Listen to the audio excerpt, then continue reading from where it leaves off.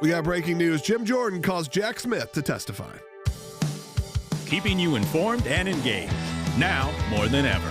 This is Sekulow. We want to hear from you.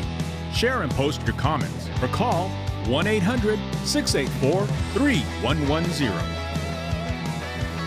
And now your host, Logan Sekulow. Welcome to Sekulow. We got a great show today. I'm Logan Sekulow. Will Haynes joining me in studio. Ric Grenell is going to be on a little bit later today, and we are talking about the breaking news that Jim Jordan has called Jack Smith to testify. Will, this is what's happening right now. That's right. Kind of all gets amped up after, remember, the hacks that were happening is Jack the Hacker. That's good. Hacking Jack.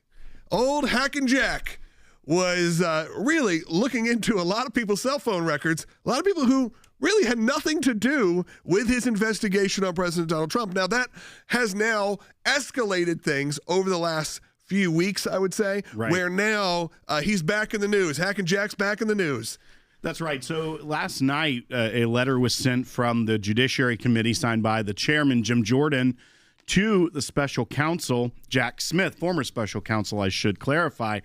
And it's talking about the investigation they are doing, their oversight investigation into how the Biden-Harris Justice Department weaponized federal law enforcement. Slow it down. Slow it down. All right. I'm just letting you know. I'm giving you the facts. I know. Just the facts. I know sir. we only got 3.5 minutes in this segment, but we got to take it easy. So this letter, and we'll get into the specifics of what they're asking for in the next segment, but this follows the Judiciary Committee's oversight looking into how both the Special Counsel, the Department of Justice, the FBI were all weaponized against conservatives during the previous administration.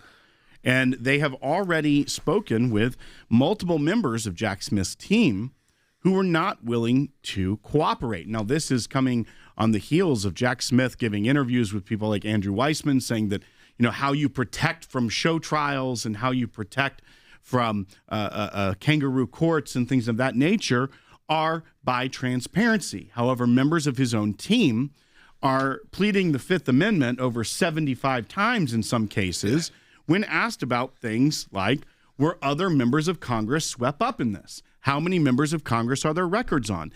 And those individuals are pleading the Fifth before Jim Jordan's committee.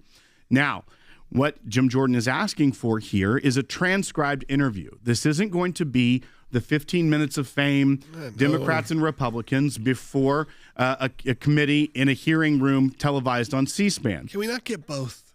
We probably Just end for up the will. fun of it. Here's the thing. We probably will get there. But Jim Jordan is conducting a very serious investigation of oversight here. And so what he's offering right now to Jack Smith, even though Jack Smith has not responded to previous correspondence asking for records, is for all of the records under the time that he was special counsel, any correspondence he had with political appointees or career officials of the Biden-Harris administration, and all documents and communication you sent or received during your service as a special counsel. And then he's asked to also come in all those materials have to be by October 28th given to the committee, as well as calling the committee to schedule week and a half, a transcribed interview. Now, this is not a deposition. It's a little more informal. There can be some negotiations. It's an olive branch saying, we want to get your testimony, but we're not bringing the full force of the committee yet. If he doesn't respond or if he balks at this, you can expect a subpoena and a deposition to follow. So we will see if Jack Smith, who is going and making interviews now, trying to cover up a little bit, if he really believes in the transparency that he's saying he believed in. Jack Smith may not be responding, but he's really happy to do the press, really happy to do a whole tour, if you will. We got a lot of that sound. You'll hear from the man himself, from Hacking Jack himself. It's catching on. It is catching on. It's catching on. It's sweeping the nation. It is, really. I mean, so I want to hear from you. What do you think? There are calls. Hey, is this another one of those moments where I was even reading the article saying this is a weaponization. This is going against his political opponents, President Trump, once again. You know, whether that was this or Letitia James, whoever it may be. What do you think about that? Or is it just fair game? 1-800-684-3110. Again, you're going to hear from Jack Smith himself coming up. He's not a guest on the show. No, unfortunately. I wish he would be. He's more than welcome to call in. Phone lines are open at 1-800-684-3110. If you know him, send him a text. He probably already knows that, though. He has your records. House Judiciary Chairman Jim Jordan is demanding that former Special Counsel Jack Smith testify before his committee, saying that Smith's testimony is, quote, necessary to understand the full context to which the Biden-Harris Justice Department weaponized federal law enforcement. If you get the chance to talk to Jack Smith, what's your first question? Why did the guys who work for you refuse to answer key questions like the fundamental question, was this investigation political? Was it designed to harm President Trump politically?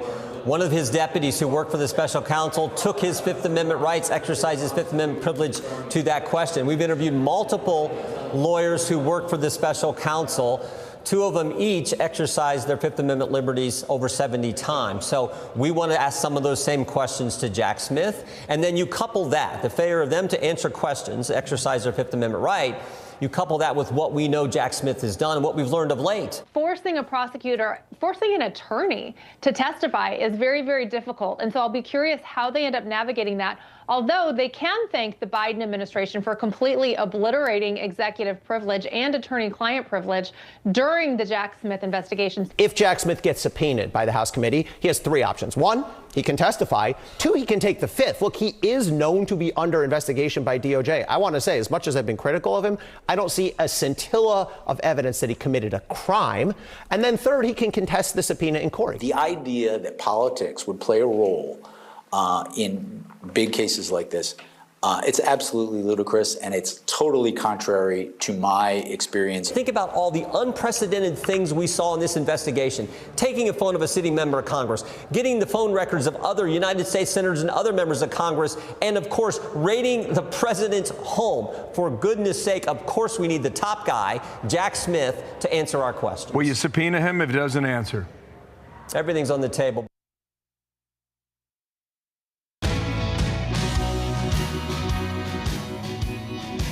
Welcome back to Sekulow. We are taking your phone calls at 1-800-684-3110. So if you're watching on YouTube or any of our other streaming options, whether it's the Salem News Channel, on Rumble, however it may be, if you're watching us live, and of course it's live, it's 12 to 1 p.m. Eastern time, that means we're live right now. We'd love for you to call in at 1-800-684-3110. If you're catching us later on, you can always catch us live broadcasting, again, on free services like YouTube, Rumble, ACLJ.org, the ACLJ app, Salem News Channel. We fight to make sure that our show and all of the media we provide is available without a paywall. We do that because people support us financially. Of course, that's at ACLJ.org. You can make a tax-deductible donation of any kind and know that it really goes to help support. It's the only way that this show remains on the air. It's the only way that we're able to have our incredible legal work. And we'll talk about that a little bit later as well. We'll also talk about some updates coming from Israel as of course, we had the hostages were released. It was a big deal. Now they're trying to get the remains of those who had passed away, who had been murdered in captivity. And there has been a lot of issues with that, as well as the disarming of Hamas. We're going to break that down coming up in the next segment. But we are going to continue to still talk about Jack Smith. And as Will said, Jack Smith not willing to respond to a lot of these efforts to get him to testify. However, he is willing to do a press tour, willing to show up, do some interviews, talk to the press. And let's hear from the man himself, who really is a how dare you moment from Jack Smith to say there's any impropriety going on. Let's hear bite one. The people on my special counsel team were like that. The idea that politics played a role in who worked on that case or who got chosen is ludicrous. And Andrew, you know, and this is another thing that I think if you're not inside the U.S. Department of Justice, the idea that politics would play a role in big cases like this, it's absolutely ludicrous, and it's totally contrary to my experience as a prosecutor. So, Logan, this is unfolding in London, very American place to be. But the interview is between Andrew Weissman and Jack Smith. That name rings a bell. That name, because Andrew Weissman was one of the top deputies to Bob Mueller under his special counsel investigation of President Trump. So the hilarity of like this, me interviewing you, right, and acting like it's unbiased interview. Exactly, like the hilarity of the first failed special counsel, which was a fraud on the American people because of the money it spent, the beginnings of it, how it was manufactured by the intelligence agencies to bring forward this Russia collusion hoax on the American people. One of the key members of that special counsel team is interviewing Jack Smith at the University College of London. Yeah. Like this it reeks of Cold War-ish. Yeah, well, you see the imagery too. I mean, look, as someone who spent a little bit of time in academia, I have to say, they don't give you the best classrooms often. And you know what? You don't have the best lighting. Well, but it looks like he's being interviewed in a minimum security prison. Well, Jack Smith did spend a long time at The Hague as a prosecutor, so maybe they just made him feel comfortable in the surroundings in London. How cold can we make this? Exactly. I don't know. One bottle of water and 2 small end tables, and that is all you are provided here at the University of London. Interview aesthetic there. Yeah, we got a lot of calls coming in right now, which is good. 3 lines still open, though, 1-800-684-3110. Let's go to Michael, who is watching on YouTube. Again, there's over 1,000 of you watching just right now live. Hundreds of thousands of you watch later on, but live. So if you're watching right now on YouTube, you can give us a call. But also, we lost a caller. We lost him. How dare you? He hung up. He got nervous. You could do your Greta Thunberg. How dare you? Yeah, that's good. Give us a call back, man. You had a good comment, 1-800-684-3110, because what he said was that idea that no one was above the law that they have been preaching for the 4 years leading up to the second Trump presidency. The chickens have come to roost. That's right. And when you look at also other parts of it, he talks about transparency. That's how you avoid these political trials in our system. Well, here's the problem.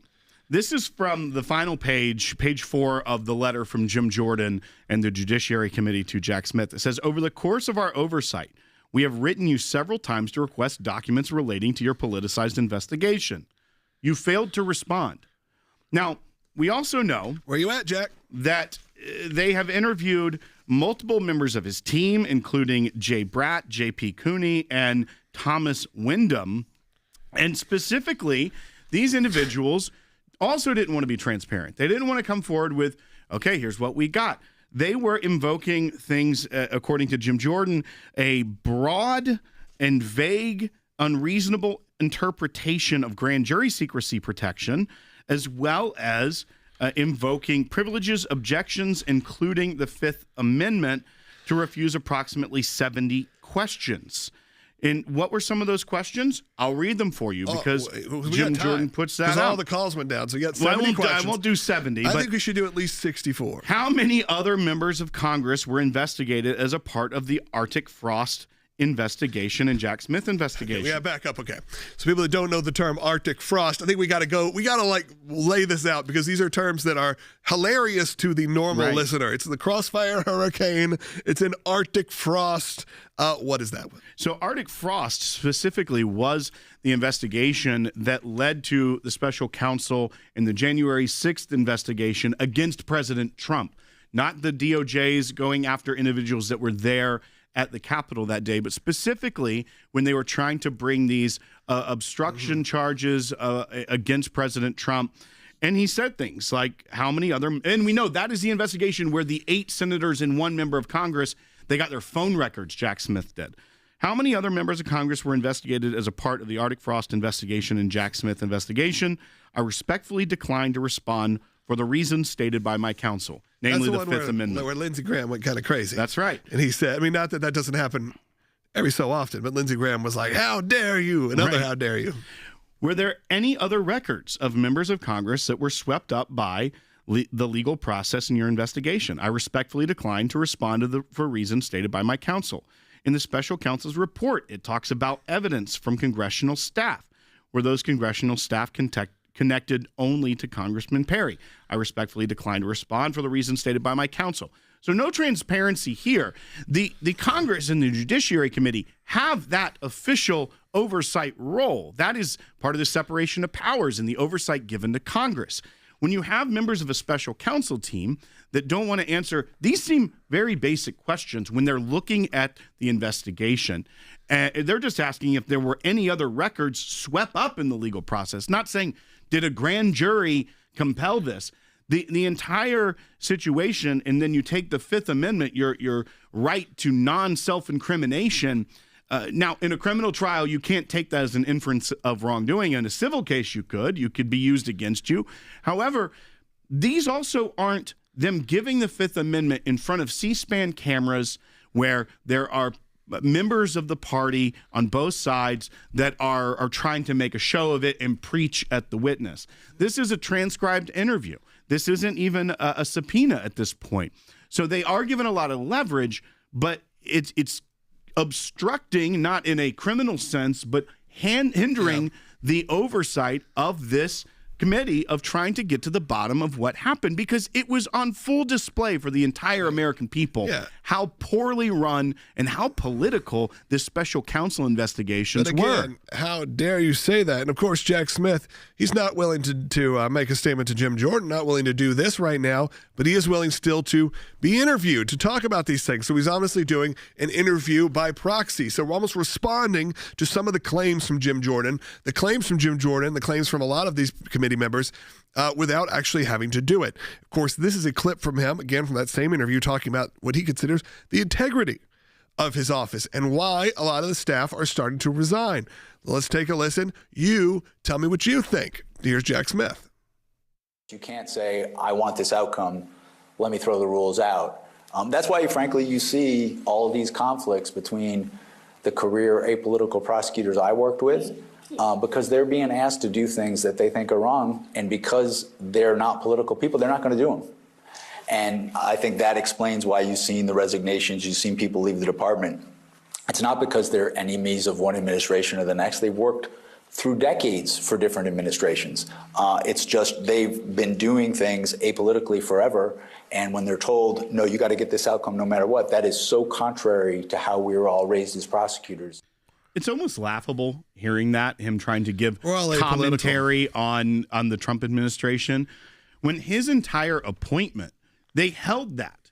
They didn't start this raid on Mar-a-Lago right after the president left office. They went in a very strategic time headed towards the primaries.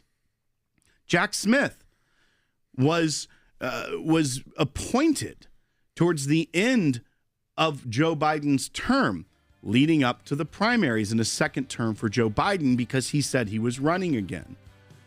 It's laughable to hear him say that these aren't political people. They're apolitical career prosecutors is laughable when you saw what the Department of Justice was doing under Joe Biden and Barack Obama before him. We got phone lines open for you. I know a lot of you called in and we had some technical difficulties, so phone lines are back open. We got a couple on hold, but a couple open as well. 1-800-684-3110, 1-800-684-3110. We're going to pivot a little bit here in the next segment away from Jack Smith and also talk about President Trump's warning to Hamas, disarm or pay the price. What does that look like? As now the hostages are free, and now maybe business can get taken care of. Let's chat about that coming up in the next segment. We'll be right back. Obviously, it's our advocacy and our legal work that is important as well. And when it involved the hostages and the families of the hostages, we are involved in a way. And look, a lot of it, there were some successes and there were some heartbreaks. We should never forget what happened on October 7th. But what we were able to do with the hostages, not only were we able to bring the hostage families over to the United States and host them and take them to events on Capitol Hill and meet with congressmen, we also were able to represent 10 of the hostages before the working group on enforced or involuntary disappearances at the UN. And that is, their mandate is basically to engage in the countries that possibly, take these citizens hostages, as well as Israel. So working with Israel, and even though Hamas is not a country, working with Israel and Hamas. Whether it's a court case that lasts years or it's advocating for someone that's being falsely imprisoned or held hostage by Hamas, our attorneys don't stop. Right. And we talked about the meetings in Capitol Hill. We had teams in Europe going to the European Union and representing before the UN. So there's no limits to how far we will go to advocate and to fight. And we see results. Many of those families now have their loved one home, and those also, some have closure now at the final end of this. But right. It's a battle that is taxing and exhausting, but does not end for the team at the ACLJ right. that fights these. It is nice to kind of put closure on these cases, to say we are done, this is over. And that's why I even said that if the peace plan works, fantastic. Yes. I mean, we all pray for that. But if even this was all the result, which was that these remaining hostages were freed, Yes. that would be worth it.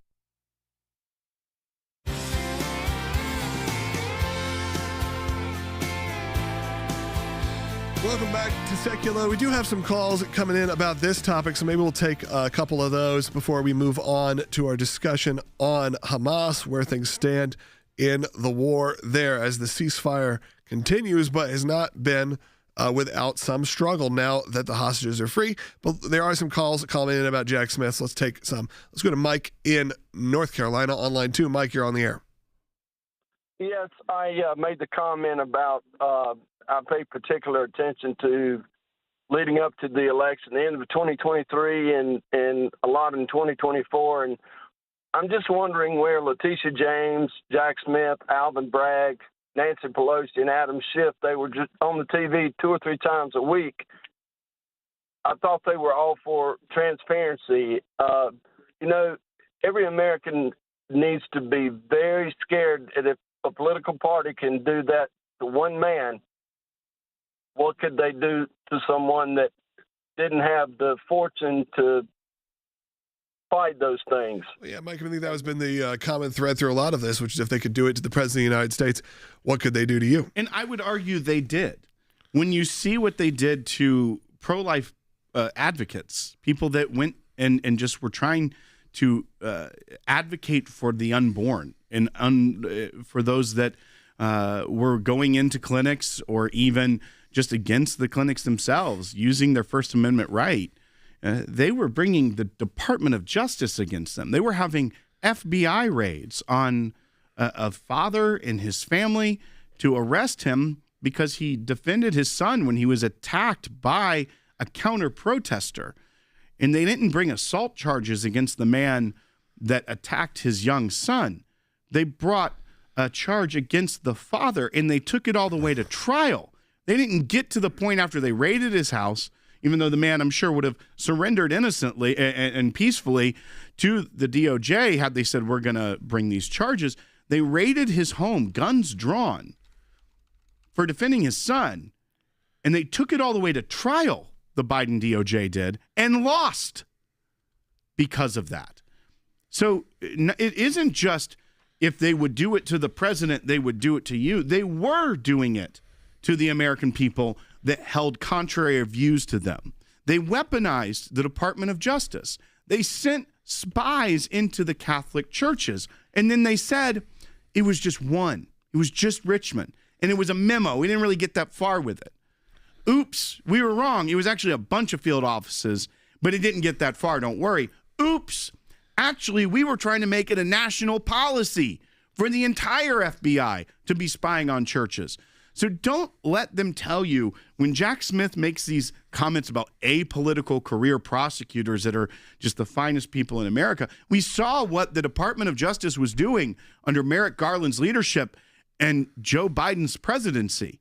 It wasn't good. It wasn't American. It was against the very foundation of what we believe in this country. And so don't believe them when they go to London in a nice dystopian room with another former special prosecutor's team, special counsel's team member, Andrew Weissman, and have this conversation. I'm sure they had espresso later, Sure, you maybe like high tea. You like a dystopian room. I like the vibe, but I don't like the people in that vibe. Yeah. It's like... All right. I like the idea of dystopian more than I like dystopian. Yeah, you like, but like the high-end dystopia. Oh, yeah, for sure. Yeah, like just clean walls. Exactly. There's nothing on the walls. Nothing. All right. We are going to switch our topics a little bit here because there has been some movement, some changes in what's going on in the war between Israel and Hamas. Obviously, the big news this week, hostages are free. So that's great. So really the biggest chip, if you will, has been cashed in. This has been great. I told you we should be, if this was all that happened, even if the war continued, but the hostages were free, that should be enough. That would be enough to be satisfied with President Trump's plan and that it worked because that is human life and human life was saved. Now, there are a lot of bodies. There are a lot of bodies of the murdered by Hamas who have not been returned yet. Hamas says they're looking for them. They're trying to locate them. We do know that of the bodies that were returned, at least one of them was a Gazan, was not an Israeli hostage. And that was 3 extra that they were able to deliver today. Yeah. One of those was not even an Israeli hostage. It was not Israeli hostage. So, they are either playing a game here, which they've done many times, or maybe some of these remains do not exist in the way that they said they did. President Trump has some pretty strong words. So I want you to hear from him before we continue this discussion. So this is from President Trump. This is from yesterday during a press conference. Take a listen. We have told them we want to disarm, and they will disarm. And if they don't disarm, we will disarm them. And it'll happen quickly and perhaps violently. But they will disarm. Do you understand me? Yes, you say because quickly. everyone says, oh, well, they won't disarm. They will disarm. And I spoke to Hamas, and I said, you're going to disarm, right? Yes, sir, we're going to disarm. That's what they told me. They will disarm, or we will disarm them. Got it? Okay. What is the deadline you're going to put on that? You say quickly, sir. Sir, you said quickly, but what is the deadline you're going to put on that before you take action? A reasonable period of time, pretty quickly. A reasonable period of time. A reasonable period of time saying if they don't disarm, we are going to disarm them. And possibly violently, perhaps violently. That's not a misquote. That is exactly what President Trump said. That is a pretty stark comment. What that means, I think, is up for interpretation, whether that's the U.S. getting involved, whether that is Israel just saying, you know what, go do what you have to do now. The hostages are free. That's what we wanted. We got the hostages free. Go do what you can do to now end this conflict for good. We were afraid that that could be where things headed. We are hopeful that this is still the end of the war, and it is where we're at. Thankfully, right now, there are still good movements happening. However, what disarmament even looks like is kind of a big question. Well, and here's what's interesting as well about that. One, when we talked about, okay, will Hamas get to that next step? And I think we all are always still thinking of it as a prior president doing this. President Trump is so committed to this. He's not the Obama, you said you're going to do it, now do it. Don't cross this red line or else. And then they crossed the red line in Syria and there was nowhere else. President Trump so firmly believes in this deal and has gotten it much further than really anyone thought that he could, that I think that he is committed to seeing it through. But we're also seeing Hamas killing innocent Palestinian civilians in Gaza. Just willy-nilly, bringing them out in the street and shooting them. But where are your celebrities now? Right. So this is from CENTCOM, the Admiral Brad Cooper, the commander of Central Command of the United States military. We strongly urge Hamas to immediately suspend violence and shooting at innocent Palestinian civilians in Gaza, in both Hamas-held parts of Gaza and those secured by the IDF behind the Yellow Line. This is an historic opportunity for peace. Hamas should seize it by fully standing down, strictly adhering to President Trump's 20-point peace plan, and disarming without delay. And it goes on. But the U.S. government means business here. And they're saying, we are going to get this peace plan in place. We are going to continue with the 20 points. So Hamas, you're on notice. And we're noticing that now you're killing innocent Palestinians. What's up with that? I thought that it was just the bad genocidal Israel doing that. And of course, they've been doing that forever. Right. We know this. Whether that's for Christians, whether that's for other people in the region, just someone they may find difficult. Life is not the same there. Hey, we got a second half hour coming up. If you don't get us on your local station, find us broadcasting live right now on aclj.org, YouTube, Rumble, however you get your podcast later on. You can find us archived. We got a second half hour coming up. Starts in less than a minute. Ric Grenell's going to be joining us, and we're going to take as many calls as we can. Lines are open for you at 1-800-684-3110. Go to aclj.org. Support the show. Some people think champions are bored, that it's a title that requires something only a handful can ever possess. But being a champion only requires a decision. Choosing what is right even when the loudest voices in the room say it's wrong, or that it can't be done, and then following it through no matter the cost. It can be a difficult stand, but it's one any of us can make, including you. You can change things. You can make a difference. You can be a champion. We cannot do what we do without you. By becoming a monthly donor, you can become a champion of life. A champion of liberty. A champion of freedom. Please join us. Become an ACLJ champion today.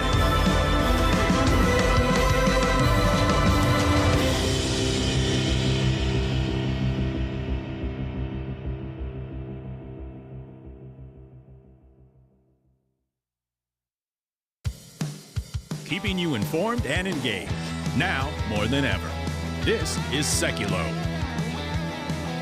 And now your host, Logan Sekulow. Welcome to the second half hour of Sekulow for your day. Phone lines are open at 1-800-684-3110. Talking about a few topics. That's right. Jack Smith being called in by, we're calling him Hack and Jack now.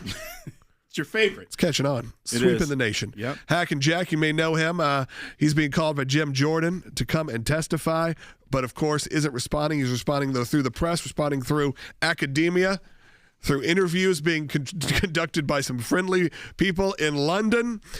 We also are going to continue on our discussion about the disarmament of Hamas. What does that look like moving forward? And Ric Grenell is going to be joining us in the next segment to talk about some California rules. You may have heard about the redistricting efforts that are happening. And of course, there is another glaring issue that comes from mail-in voting you are not going to want to miss. Of course, they're almost laughable, except for the fraud is so out in the open that it becomes comical at some points. As I said, phone lines are open for you at 1-800-684-3110. If you want to talk about that or any topic, we have a call coming in right now, even about the New York mayoral election, which I know is taking up a lot of your feed right now, wherever you are in the United States. It seems like the mayor of New York, which obviously is a very important person, who becomes the mayor of New York, as it is the capital of the world, if you will. Will just rolled his eyes at me, but I mean, it's maybe formerly the capital. I mean, I love New York. Spent a lot of time there, and I would love to see it kind of get back to where it once was. Currently, we know it's in rougher shape, and I don't know if where the election is headed is going to help anybody out. Let's go ahead and take a call on that. Let's go to Mary in Texas. Mary, you're on the air. Hi, yes, love your show. I just have a question about your opinion. Why was this country against communism back in the early 60s? We fought against communism. I remember Hollywood stars being brought in front of committees, being accused of being communists. I remember Lucille Ball, because she was married to Desi Arnaz, was being accused of being a communist. I remember seeing that on the black and white TV when I was little, and they used to call it witch hunts, and a lot of careers were ruined over that in Hollywood. Why the change? Why is it so popular now? Well, Mary, I will say, I don't know if those were great either. Right. I think those trials were a lot of times where people that were targeted specifically, whether some of them were for their beliefs and their communist leanings. Some were also due to race issues, a lot of other things that were happening in Hollywood at the time. However, let's put that aside. Why has it become popular right now? It's become popular. I think you can really start looking to academia. You can start looking to the people who are educating your children, specifically in universities, of why this. Now, if you ask, of course, you're talking about New York. That was one of the questions you said. It seems like New York is going to give that another go. Of course, you're talking about Mondami, who is a Democrat socialist, who is very quick, Will, to always, whenever they start labeling him communist, he's like, wait, I'm a Democrat socialist. And then they pushed him, even on The View, they pushed him and they go, well, what does that mean? And he gave some ridiculous answer that was just like, it just means things should be fair. And even Joy Behar was like, well, that's not exactly what it means. I mean, so you got to give it up to them, at least even a little bit, pushing back on some of his nice guy rhetoric that seems nice. But of course, people vote, specifically in these areas that are young people driven, they vote also for personality. And right now, he is the flavor of the week. Well, I mean, and depends on how deep down the rabbit hole you want to go, whether it be academia, whether it be, TikTok, being a Chinese company, being able to serve information to youth of this country. But I think also we are so far removed from seeing the horrific nature of what communism did to these countries and to these people that people forget. And in America, we have it pretty good. Yeah. Now, even with all our problems, we're very comfortable. And so it's easy to see something nice and shiny with a good personality that says you get free stuff. Yeah, everyone should have the same thing. Sounds nice, sounds fair, sounds generous. Of course, we know what that all actually looks like when it comes down to it. Go talk to anybody in any of these countries that are still suffering from it. When we get back, Ric Grenell's going to be joining us. We're going to talk a little bit more about another election that's happening, one that's happening in the state of California, voting for redistricting, what that's looking like, and some moments that may be a little fraud-based. We'll see. We'll talk to you about that in just a moment.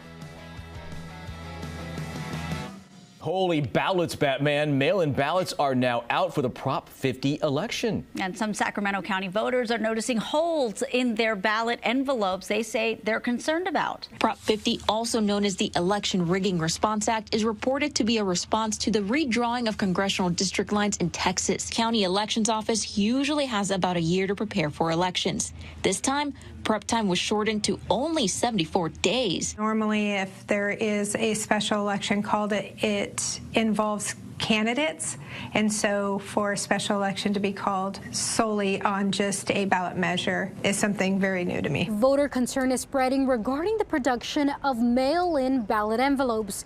The issue, holes that could potentially show your vote on Prop 50. It makes it too easy for bad actors. You can see there is a hole right there in the envelope that, if lined up that ballot perfectly, you can see how someone would vote. No matter where in Sacramento County you live, a city or the unincorporated area, this is your ballot for the November 4th special election. With one question, vote yes or no on Proposition 50 to approve newly redrawn congressional districts through the 2030 elections. Mark no, put it in the envelope, and as I put it in the envelope, I looked at it and thought, wow, my vote is visible right through the center hole. Whether it's a no vote or a yes vote, you should be concerned. No one should know what your vote is either way. This is not the first California election holes became a hot topic. During the governor's recall vote in 2021, a social media post in LA also pointed out the holes. When they got this much money behind it, you got to check some balances and make sure you got it right before it goes out. Elections officials say if you've already sealed your ballot envelope and realized your vote is showing, don't open then reseal the envelope, as that will look like tampering. Instead, take it to the county elections office or another vote center and ask for a new envelope.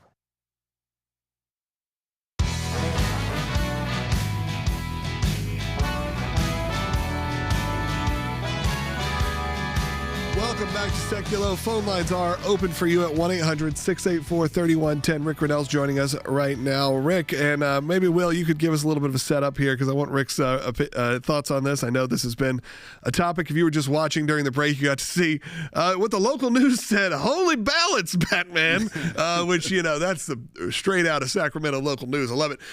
Will, what's going on in California? That's right, Rick. As we look ahead to this special election or special voting referendum that the governor, Gavin Newsom, decided to put on the ballot, where they would change the independent committee, which I know you have thoughts on that as well, but to a special redistricting just to try and combat Texas and other states that were redistricting, going outside the law of California to create something new and put it to a vote. We're just a few weeks away from that, but already it seems like there's always something a little sketchy going on with the ballots in California. This time we're seeing in certain places that if you vote no on the redistricting with your mail-in ballot, you can see that through a hole in the front of the inner envelope. What's your take on this, Rick, and what's going on in your beautiful home state? Well, raise your hand if you're surprised that it's only if you vote no, if you vote against Obama, if you vote against Gavin Newsom, that somehow transparency reigns. I mean, it's laughable. We have a state that is totally a one-party ruled state. They rule with an iron fist, and what they're doing now is collecting tens of millions, maybe hundreds of millions of dollars to do a new election, which literally reads because of Texas. When you read the question of voting yes or no in California, it literally says we're doing this in response to Texas's partisanship. This is where we are. It's like California is responding to Texas, but really it's all because Gavin Newsom wants to run for president. So the counties are having to put forward a new special election, which it takes place here in a couple of weeks, asking the question, do you want to start over and redo our congressional seats because Texas is being so partisan, so we're going to be partisan? That's literally the question. I hope everyone who's listening to me understands that we can defeat this. You got to vote no. Get out and vote no. Take everyone you know and vote no. we need to send a strong message to Gavin Newsom right now that he doesn't get to play partisan politics just because he's losing. Well, we had a census. They did they created the congressional districts, and the next census is not until 2030. We don't need to waste this money just because they're losing. So we're losers. What's so interesting to me, Rick, is that Gavin Newsom seemed so confident in this. He decided to go outside the regular norms. California does have a alleged independent redistricting process. I put alleged there because it's not like it's perfect, but this is completely different. This is taking it outside of the system that is by law in California and putting it to a vote to have this little intermittent change for his own benefit. But now you're seeing, of all that confidence, spending all that money, getting this together so quickly, that he's having to bring people in like Barack Obama to try and sell this here at the last minute. That doesn't seem like high confidence of getting the people of California on your side on this if you're having to go for probably the only Democrat Party superstar left to try and sell this to your people. Look, there's no question that they're worried. The big overall question is whether or not they're overly worried, but they're clearly worried, and here's why.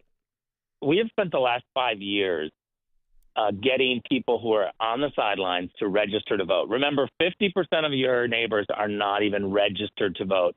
Of everyone who is registered, only 40% roughly are voting. And so it's a very small crowd that the Democrats in California keep going to win these elections. They are panicked that we're adding new people to the voter rolls, while at the same time going county by county and demanding that they clean up their voter rolls. We have something on the next year's ballot, hopefully, we're gathering signatures now, that would put voter ID on the ballot in California. That is a total game changer for California. It immediately cleans up the votes of all the non-citizens in California, of which there are a lot voting. And so right now, Gavin is panicking because when you look at his reputation with the fires and the frustration that people have in California, combined with all of the stuff that we've done with voter registration and voter rolls, he's thinking that a special election could mean that he loses for the first time in California. And so they brought out the big guns last night during the Dodgers game, or as Will would say, the Brewers-Dodgers game. But I was sitting there watching the Dodgers game and watching Obama come on and Gavin Newsom come on so many times. And we have a law in California that you have to announce who's paying, the top three people paying for the ads.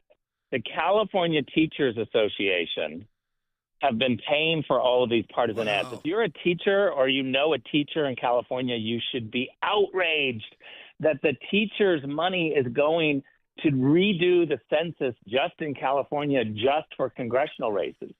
Look, it's an outrage. It's a waste of money. And Rick, I hate to give more fuel to this and show people what Barack Obama had to say. As you said, they brought out the heavy hitters to really try to make this moment mean something. But it's so partisan, if you will, in the way that it's presented. It's not even trying to win people over on either side, saying, this is what's good for the state. Here's why. It is so specifically targeted to are against Republicans. I think our audience does need to at least hear a few seconds of it. So here is a clip from Barack Obama talking about this.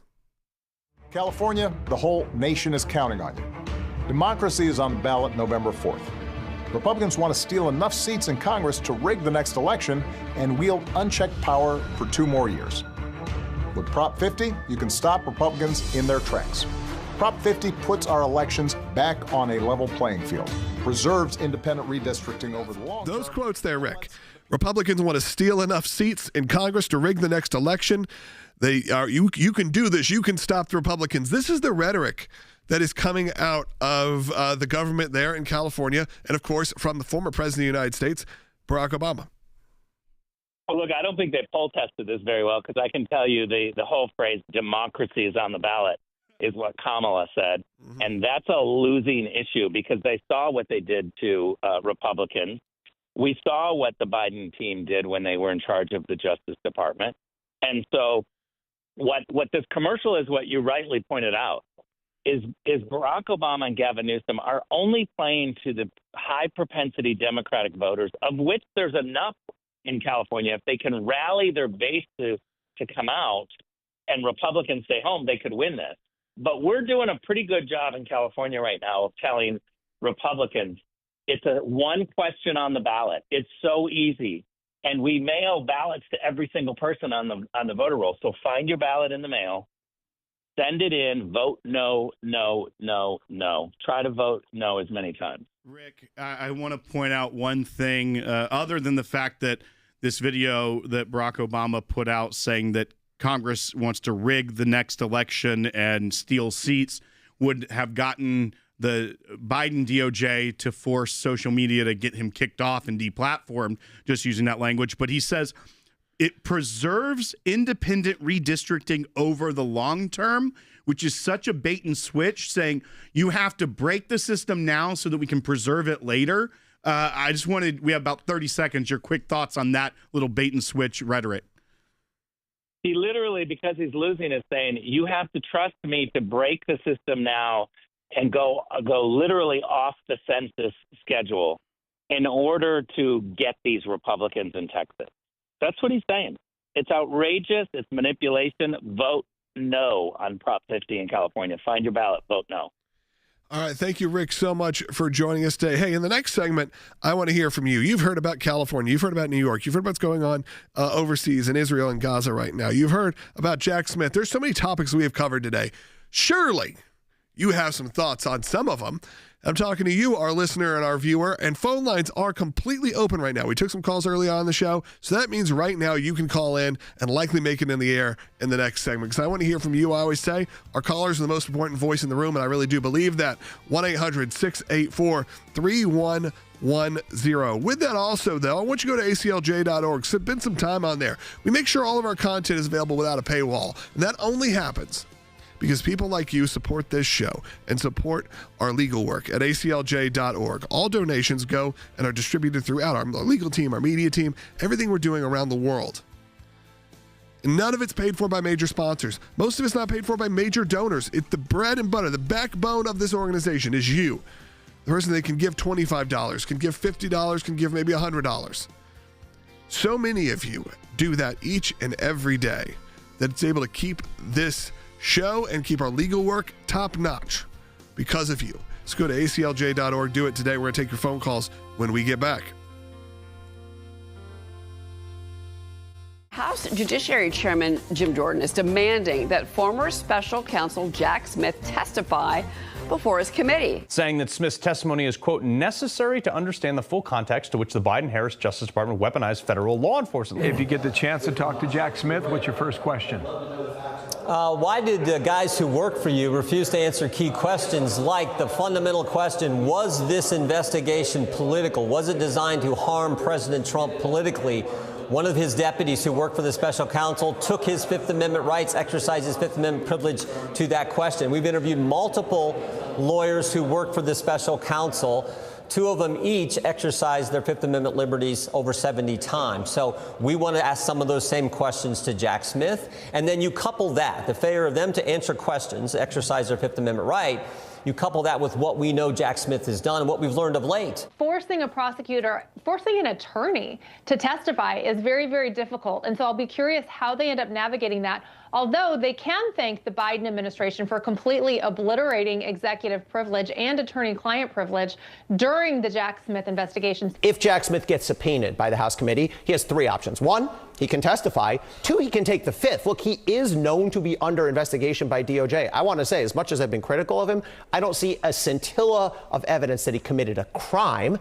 And then third, he can contest the subpoena in court. The idea that politics would play a role in big cases like this It's absolutely ludicrous, and it's totally contrary to my experience. Think about all the unprecedented things we saw in this investigation. Taking a phone of a sitting member of Congress, getting the phone records of other United States senators and other members of Congress, and of course, raiding the president's home. For goodness sake, of course we need the top guy, Jack Smith, to answer our questions. Will you subpoena him if he doesn't answer?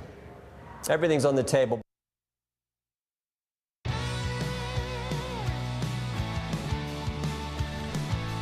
All right, asked for you to call, and so you did. We got lots of calls coming in. Take a minute if you're on hold right now. We'll do our best to screen it and get you up. Let's go ahead and kick it off with Ronald, South Carolina, watching on Rumble. Ronald, go ahead.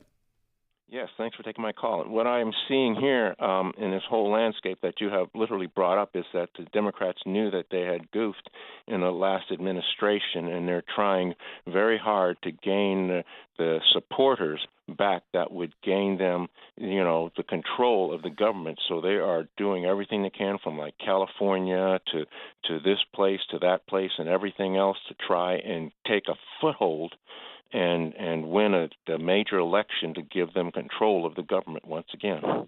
Well, and Ronald, what you see also is that they haven't been able to coalesce around even a single ideology as a Democrat Party. It's not so much a big tent party where they have, a bunch of ideas coming together. They just seem so all over the place and unable to get it together. And they can't fundraise. They can't do anything. So people like Gavin Newsom are trying to lead the charge. They're trying to find ways to rally the Democrat base, whether it be this absurd move that he's doing in California, whether it be the way that they're trying to do national media. Yes, they are trying to fix what they broke in their party in the last election. They had so much hubris, they thought there was no way that they could lose to Donald Trump again. So much hubris that Joe Biden thought he should run again. And everyone knew that that was not the case. And then now you see the Kamala Harris book tour. Clearly, she's planning on running again for president. She thinks if she just had more time, it's everyone else's fault except her own, being a terrible candidate, not knowing how to do interviews, not knowing how to get a message out there. So, yeah, they're scrambling. But it doesn't mean that there isn't opportunities for them to make gains in a midterm, because midterms are local elections. People, when they're polled, may not like Congress, but typically they like their representative. So you see things like that, it doesn't mean that people on the right, conservatives or Republicans, should get complacent either when they see what a circus is going on the left, because it still is a very bipartisan country, not in the working across the aisle, but in a polarization way. So I think that's also something that there shouldn't be complacency on the right either, if you want to continue the work that you're seeing going on now. Hey, phone lines, a couple are still open at 1-800-684-3110. A couple people didn't make it through the screening process. Not sure what happened there. Hopefully they didn't say anything bad to our phone screen. They probably did. 1-800-684-3110. Let's go to John. I actually have a response to this. John in Maryland on line 1. John, go ahead. Yeah, I'm just calling because I was just curious if you had any thoughts on why in the mayoral race in New York, why the only Republican, and his name slips my mind, but he was a guardian angel. He started the Guardian Angels up there, and now he's running for the mayor position. And why Donald Trump, our president, great president, hasn't thrown his support behind him. I don't want to put words into President Trump's mouth. Obviously, this guy's run so many times, has had so many chances to become some sort of elected official, that it's become a bit of, I don't want to say it's a joke, because I feel bad saying that, because I think the Guardian Angels, some of the things they've done, great work. But it isn't necessarily going to move the needle. You've actually seen maybe more likelihood that President Trump would push voting for Cuomo over voting for the Republican on the ticket. I don't think he probably is going to weigh in either way necessarily in that, but I think a lot of it's that. It's who actually has a pathway to victory, and who has a pathway to victory that could at least look, I think a lot of you go, I couldn't believe that Cuomo is who you're telling people to vote for, but you're talking about someone who at least is going to be on the side of New York, going to be on the side of the Jewish people in New York, some of those kind of things. There's major concerns, obviously, with Mandami's talk and the way he talks about Israel and the way he talks even about the Jewish community. He's backed off a lot of that as he's had to moderate, but we know his history. It's not like I'm being slanderous here. It's in black and white. He's talked about it openly. However, I mean, it's looking like a pretty big landslide victory for him. Right. We'll see. Well, and also I would say to John, Curtis Sliwa and Donald Trump don't seem to like each other. Sliwa left the Republican Party after saying very nasty things about President Trump during his first term, and then re-registered as a Republican after President Trump left office. So there's, I assume maybe there's some roots that go deeper because of New York, maybe there. Who knows? Because they're both New York guys, but they don't have a good relationship.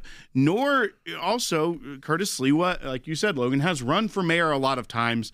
He's tried this, and he's just not the nostalgia of the Guardian Angels. I don't think does anything for a campaign there anymore, as well as just maybe isn't the best candidate running for the party. But also, I think when you look at Mandami, I mean, he even said today, Logan, you're saying he's trying to moderate. He's still saying that he'll have Netanyahu arrested if he comes to New York as early as today. His party, the Democrat Socialists of America, was criticizing the deal because it didn't give back all the stolen land that Israel stole from the Palestinians, meaning the entire river to the sea mantra. So he can moderate on paper as much as he wants. He can also moderate because there's a lot of things he can't do without the state of New York actually doing it. So he can claim I've moderated. He just has no power. But don't believe for a minute that he's actually moderated himself. All right, last call of the day. Let's go to Bill in Wyoming. Well, if Leslie gets screened, maybe we could take her too, but we'll see. Or him. Bill in Wyoming, you're on the air. Yeah, I just want to say that the Bible says there's nothing new under the sun.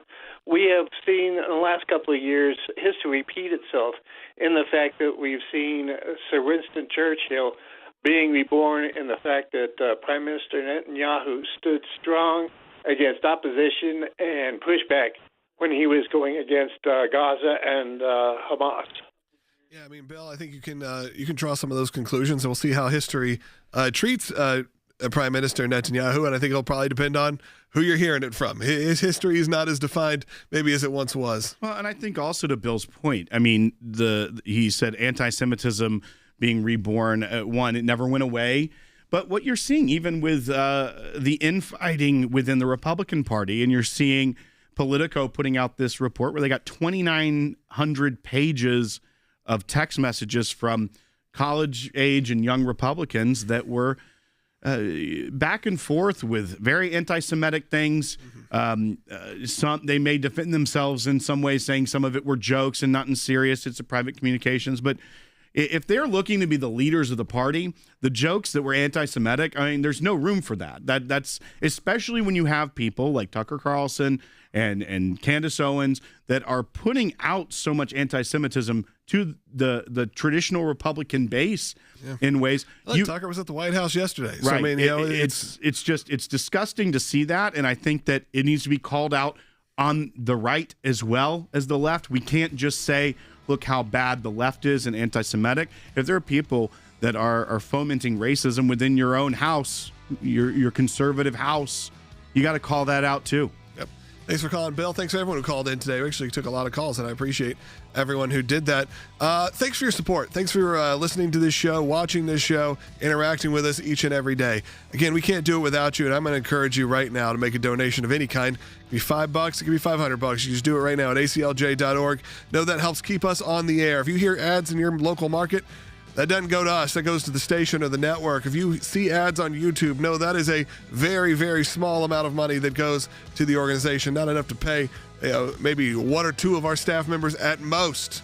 And we got a big crew, and I want to always have the best of the best. And, of course, our incredible legal team. So right now, go to aclj.org, make a donation if you can. Talk to you tomorrow.